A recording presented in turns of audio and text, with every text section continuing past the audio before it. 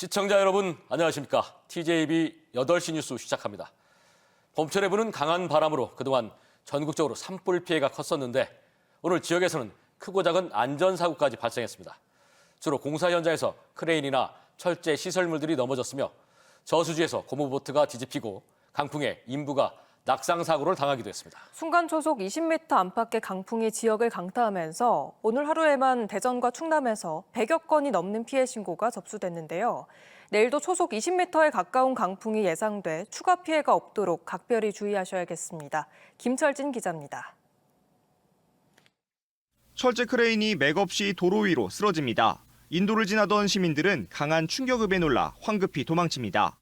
바람이 막 이렇게 막 너무 세게 불어갖고 뭐 말할 것도 없어요. 이게 전체가 다 날아가고. 오늘 오후 3시 7분쯤 대전 유성구 용산동의 한 아파트 상가 공사 현장에서 타워 크레인이 강풍에 쓰러졌습니다. 무너진 크레인 잔해는 중앙선을 넘어 반대편 차선까지 덮쳤습니다. 이 사고로 인근에서 작업 중이던 40대 작업자가 머리를 다쳐 병원에 옮겨졌지만 생명엔 지장이 없는 것으로 전해졌습니다. 보행자와 차량 등 추가 피해는 없었습니다. 경찰은 공사 관계자들을 상대로 정확한 사고 원인을 조사 중입니다. 앞서 오후 2시 40분쯤 천안시 동남구 복명동의 한 상가 건물에선 교회 철탑이 무너져 인도를 덮쳤고 오후 2시 2분쯤 서산시 인지면의 한 저수지에선 고무보트가 강풍에 뒤집혀 배에 타고 있던 60대가 심정지 상태로 병원에 옮겨졌습니다. 비슷한 시각 아산 배방읍의 한 아파트 공사 현장에선 50대 작업자가 강풍으로 추정되는 사고로 25층 높이에서 줄에 매달려 쓰러진 채 발견돼 경찰이 수사에 나섰습니다. 천안에선 일 최대 순간 풍속 초속 21.4m로 3월 급값을 경신하는 등 충청권에 강한 바람이 이어졌습니다. 이로 인해 대전과 충남에서만 100여 건의 강풍 피해 신고가 소방에 접수되며 크고 작은 피해가 잇따랐습니다. 기상청은 내일도 순간풍속 초속 18m 내외의 강한 바람이 불 것으로 전망된다며 안전사고에 각별한 주의를 당부했습니다. TJB 김철진입니다. 하나이글스의 새 홈구장인 대전 하나생명 볼파크에서 열리는 개막전이 사흘 앞으로 다가가면서 잔뜩 기대에 부푼 홈팬들이 많으실 텐데요. 그런데 아직까지도 공사가 한창인 곳이 적지 않아 잔치상을 제대로 차릴지 걱정입니다. 가장 이목을 모으는 인피니티 풀을 비롯해 일부 시설은 다음 달 중순까지도 이용할 수가 없는 것으로 확인됐는데 오히려 이런 공사로 인해 시민들의 안전 문제도 우려되고 있습니다. 박범식 기자입니다. 지난달 28일 준공돼 개장식까지 마친 대전 하나생명 볼파크. 공사장 자재들이 경기장 곳곳에 쌓여 있고 3층 복도는 내부 공사를 위한 비닐이 씌워져 있습니다. 야구 중계석은 여전히 창문 공사가 진행 중이고 2층 난간 설치도 아직 한창입니다. 60년 만에 새 홈구장을 만날 생각에 들떠있던 팬들은 걱정이 큽니다.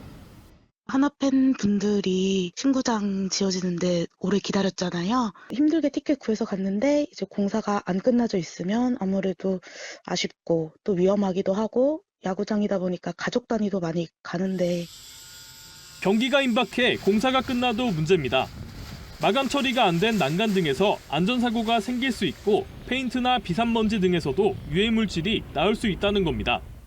3일에 끝낼 수 있을지 또 해도 그러다 보면 이제 뭐 무리하게 돌관 작업하고 그러면 마무리가 제대로 안 돼서 남아 있을 수도 있죠. 굉장히 위험도가 높다고 보여집니다.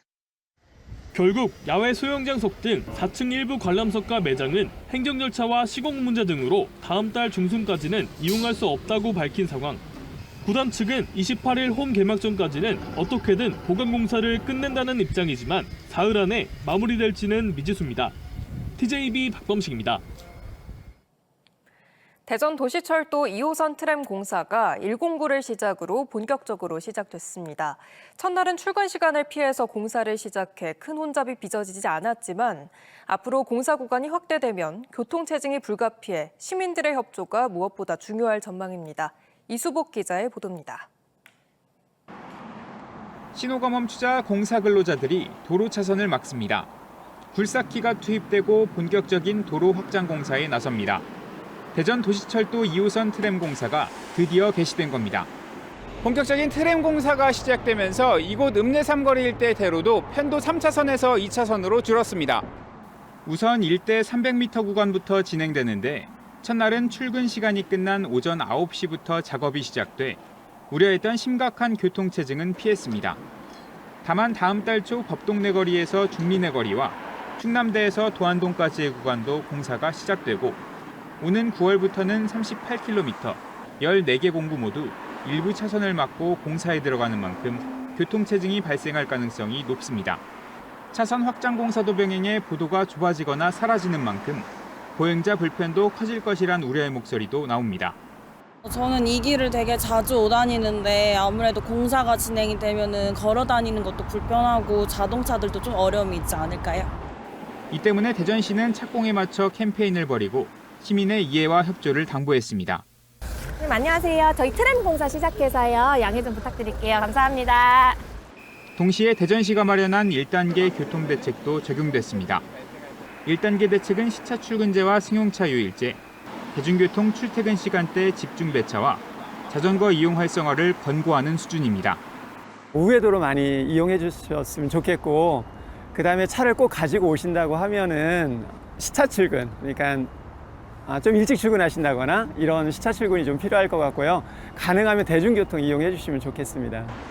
이어 평균 통행 속도가 시속 20km로 감소하면 다인승 전용 차로를 운행하는 등 강제 조치가 포함된 2단계 대책을 시행할 방침입니다. TJB 이수복입니다. 한덕수 국무총리에 대한 탄핵이 기각되면서 이번 헌재의 판결이 윤석열 대통령의 탄핵 심판 선고에 어떤 영향을 미칠지 관심이 모아지고 있습니다. 내일은 이재명 민주당 대표의 항소심 선고도 예정돼 있어서 이번 주가 대한민국의 운명을 가를 한 주라는 평가를 받고 있습니다. 오늘은 한동훈 국민의힘 전 대표를 모시고 현재 탄핵 전국에 대해서 얘기를 좀 나눠보겠습니다. 어서 오십시오. 안녕하세요. 네, 우선 한덕수 국무총리의 탄핵 기각 어떻게 평가하시겠습니까? 민주당이 지금까지 30번의 탄핵을 발의를 했는데요. 원래 탄핵 제도가 87헌법에 계속 있어 왔는데 이렇게 안 써왔죠. 그만큼 절제가 무너진 것이고요. 그리고 지금 결국 여기에 대해서 정치적 책임을 져야 된다고 생각해요. 이런 남발을 통해서 결국 국정을 마비시키는 효과를 분명히 가지고 왔거든요. 그 점에 대해서 더불어민주당이 이제 확실히 답을 해야 될 때가 됐다라고 생각합니다. 어쨌든 예상했던 결과다 이렇게 생각하시는 건가요? 저는 민주당에서도 모든 민주당의 의원들도 이것이 기각될 것이라고 예상했다고 확신합니다. 아, 그렇군요. 예. 이 문제는 한덕수 국무총리 탄핵 기각이 윤석열 대통령의 앞으로 선고하고 맞물려 있다라는 생각을 많이들 하시는데 어떤 결과가 나올지 한번 예상해 보셨습니까? 저는 헌법과 헌법 정신에 맞는 결과를 절차에 맞춰서 헌법재판소가 낼 거라고 생각합니다. 이렇게 중요한 사안을 앞두고 제가 이렇게 어떤 보이는 단면들을 가지고 정치인이 예상하는 것이 별로 적절하지는 않은 것 같아요. 저는 헌법에 맞는 결론이 나올 것이다라고 생각합니다. 이재명 대표 얘기를 한번 해보죠. 내일입니다. 이제 선고가 나올 것 같은데 1심 유죄 받았고요. 2심 어떤 선고가 나올 것 같습니까? 많은 분들이 예상하고 계시고 그리고 민주당도 최근에 뭐 선고를 미뤄야 하는 등 윤석열 대통령에 대한 탄핵 선고를 더 이거보다 앞당겨야 한다는 등 이런 식으로 좀 급하게 이런 행동을 하고 있잖아요. 저는 역시 정의에 맞는 결론이 나오지 않을까 생각합니다. 역시 이랬으면 좋겠다 저랬으면 좋겠다는 얘기는 굉장히 좀 조심스러워하시네요. 굳이 그걸 제가 얘기할 필요 있을까요? 네. 알겠습니다. 다들 많이들 예상하고 계시고 어떤 게 정의인지를 다 알고 계시니까요. 그동안에 이재명 대표가 검찰의 기획수사위에서 5번, 6번씩 별건 수사가 이루어지고 그래서 지금 재판도 여러 건 이루어질 정도로 몰아가기 수사로 탄압을 받고 있다. 야당의 대표를 이렇게까지 할 수 있느냐. 무리한 수사고 검찰의 기획수사다. 이런 주장합니다. 어떻게 생각하세요? 알맹이가 없는 주장이고요. 어떤 부분이 조작이고 어떤 부분이 기획이라는 걸 얘기 못하죠. 누가 그분에게 법인카드를 경기도 법인카드를 쓰라고 시킨 게 아니지 않습니까? 누가 그분에게 백현동이나 대장동 사건 그렇게 하라고 시킨 것도 아니죠. 그리고 이걸 보시면 아실 것 같아요. 그렇게 자신 있으면 무죄 받지 않겠습니까? 그럼 빨리 해달라고 하지 왜 이렇게 질질 끌고 왜 이렇게 시간 끌고 뒤로 미입니까? 자신 있으면 무죄 받으라고 하십시오. 그럴 자신이 없다는 것 본인 스스로 제일 잘 알 겁니다. 사실 나라가 이렇게 혼란스럽게 된 원죄는 윤석열 대통령의 갑작스러운 계엄 선언에 있었다. 이런데도 불구하고 이거에 대한 반성이라든가 이거에 대한 뭐 사과라든가 이런 건 없이 계속해서 무리한 탄핵을 한 민주당 탓이다라고 하는 국민의힘의 주장은 전 대표로서 어떻게 생각하십니까? 제가 국민의힘의 당대표로서 이 계엄에 이르게 된 과정과 그 결과에 대해서 국민들께 여러 차례 사과를 드렸습니다. 그걸 잊어버리신 것 같군요. 저희는 충분히 제가 당대표 자격으로 여러 번 사과를 드렸죠. 그렇지만 그것이 민주당이 하고 있는 30번의 탄핵을 정당화시켜주지는 않아요. 민주당의 30번의 탄핵이 계엄을 정당화해 주지 않듯이 이 계엄이 민주당의 30번의 줄 탄핵을 정당화시켜주지 않습니다. 그건 맞는데 그건 민주당이 해야 될 몫이고 그에 앞서서 요즘 들어와서는 국민의힘 지도부가 오히려 그 계엄에 대해서는 옹호를 하고 또 기각돼서 돌아가기를 바라고 이런 그 스탠스를 가지고 있는 것은 어떻게 생각하세요? 제가 당대표일 때 분명히 저는 계엄이 잘못된 것이고 위헌 위법한 것이고 거기에 대해서 국민들께 죄송하다는 말씀을 여러 차례 드린 바 있다라고 말씀드리죠. 윤석열 대통령과는 오랜 인연이고 정말 돈독했던 사이였잖아요. 어느 순간 비상대책위원장이 되면서 여러 가지 건의를 하는 과정에서 갈등설이 불거져 나왔고 누가 보기에도 좀 갈라선 듯한 모습. 그런 것이 좀 지금까지 이어지고 있다라고 보는 보수 진영의 시각이 많습니다. 그거 어떻게 생각하세요? 후회하십니까 혹시? 제가 이렇게 말씀드리죠. 김건희 여사님 문제, 이종섭 황상무 그렇죠. 사태에 관한 문제, 그리고 의료 사태에 관한 문제, 맞아요. 명태균 이슈에 관한 문제, 김경수 복권에 관한 문제, 그리고 계엄에 관한 문제. 이것들이 지금 말씀하시는 그런 제가 좀 이견을 냈던 부분들이잖아요. 그렇죠? 그 이견을 냈던 것 중에서 제가 잘못 말하거나 말하지 말았어야 될 부분이 있었던가요? 저는 그건 아니었던 것 같고 그게 잘못됐다고 지적하시는 분들은 많지는 않으신 것 같아요. 저는 말씀하신 것처럼 대통령님과 오랜 인연이고 정말 좋은 기억이 많아요. 그런 면에서 이렇게 이 상황까지 오게 된 것에 대해서 대단히 마음 아프게 생각하고 고통스럽습니다. 대선 주자로서 당선이 된다면 3년만 하고 개헌에 몰두하겠다 이렇게 말씀하신 것이 어떤 의미에서 그렇게 말씀하신 거예요? 저는 이 87 체제가 대단히 위대한 체제였다고 생각해요. 산업화도 이뤘고 선진국도 됐으니까요. 그렇지만 한쪽에서는 계엄을 하고 한쪽에서는 30번의 탄핵을 하는 절제를 잃어버리는 상태에서는 87 체제가 더 이상 유지되기 어렵다고 봅니다. 이 상태에서 이 체제를 마무리하지 않으면 더 잔인한 싸움만 계속되고 국민들이 더 다칠 거라고 생각합니다. 그러기 위해서는 개헌이 반드시 이루어져야 된다고 생각해요. 다른 때랑 다릅니다. 그렇지만 개헌의 문제는 항상 실현 가능성의 문제거든요. 근데 이 3년이란 점은 그 실현 가능성을 굉장히 크게 높여준다고 생각합니다. 민주당에서는 개헌을 안 하려고 하겠죠. 이재명 대표는 사실상 호헌을 하겠다는 입장인 것 같아요. 5년을 채우고 본인이 그 과정에서 사법 리스크를 피해야겠다 이런 생각이신 것 같은데 그렇지만 만약에 국민의힘의 후보가 당선이 되고 그 후보가 3년을 확실하게 약속한다면 민주당 입장에서는 그때는 이 개헌에 응하게 될 겁니다. 왜냐하면 본인들이 이 개헌에 응할 경우에는 3년 만에 다시 선거를 할 수 있는 기회가 자신들한테 생기는 거잖아요. 그러지 않으면 5년이 되는 것이고요. 또 행정적인 측면에서 3년은 너무 짧아서 이게 나라를 제대로 이끌어 갈 수 있겠냐. 그럼 좀 지나친 주장 혹은 희생 아니냐 이런 말도 나올 수 있습니다. 근데 3년에 못할 거면요. 5년에도 못한다고 저는 생각해요. 얼마나 결기를 가지고 열심히 하느냐의 문제라고 생각합니다. 장동혁 의원 얘기 좀 한번 해볼게요.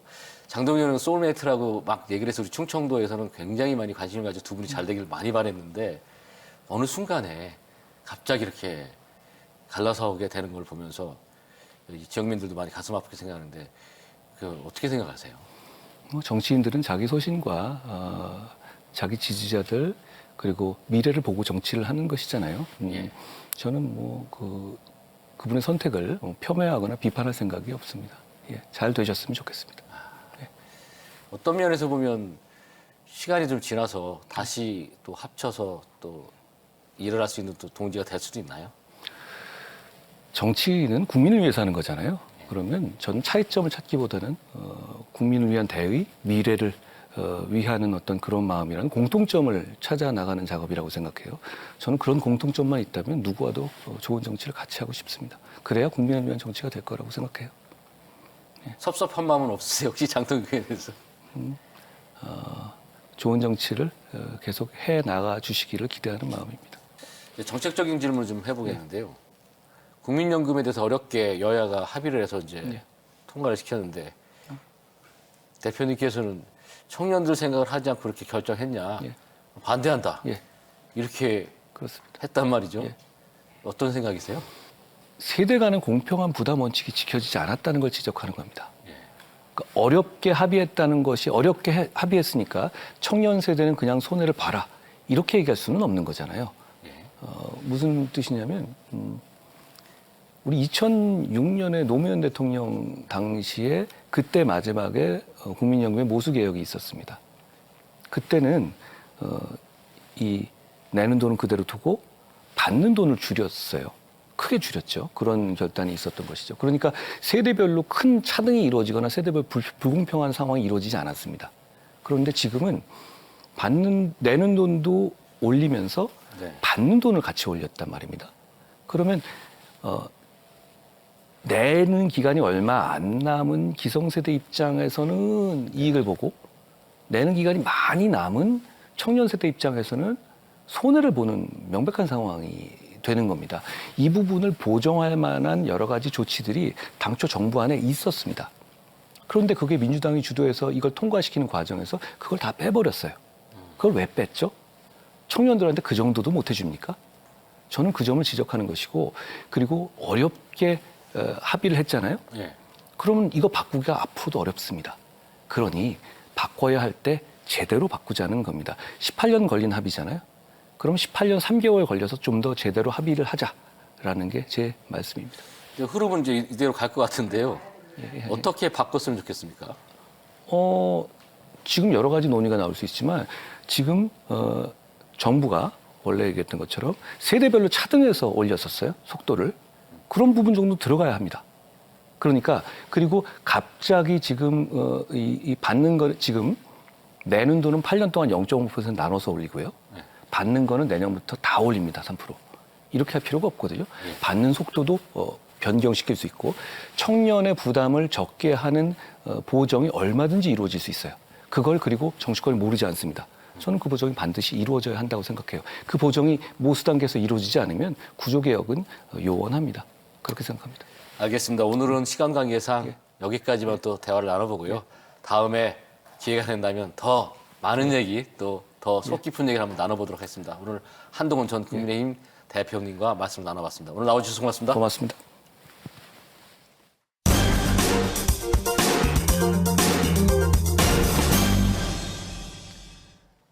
오늘 낮 2시 40분쯤 당진시 순성면 갈산리 일대에서 산불이 발생해 1시간 30분 만에 주불이 잡혔습니다.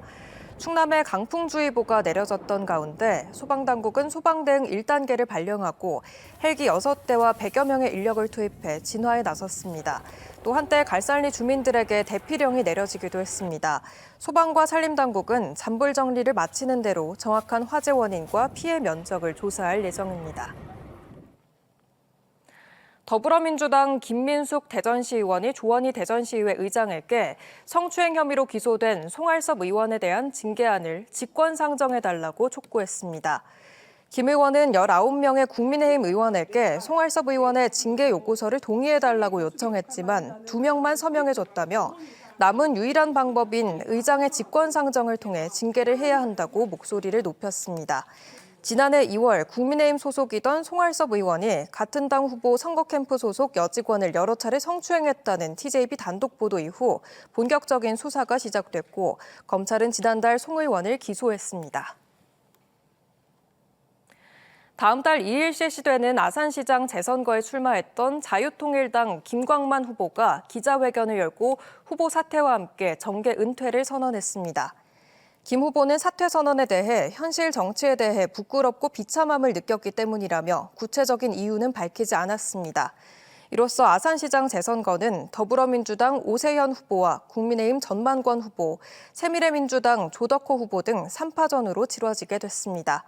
지난 20일부터 공식 선거운동이 시작된 가운데 각 후보 진영은 표심을 잡기 위해 치열한 선거전을 펼치고 있으며 오는 28일부터 이틀간 사전투표가 실시되고 다음 달 2일 본투표가 실시될 예정입니다.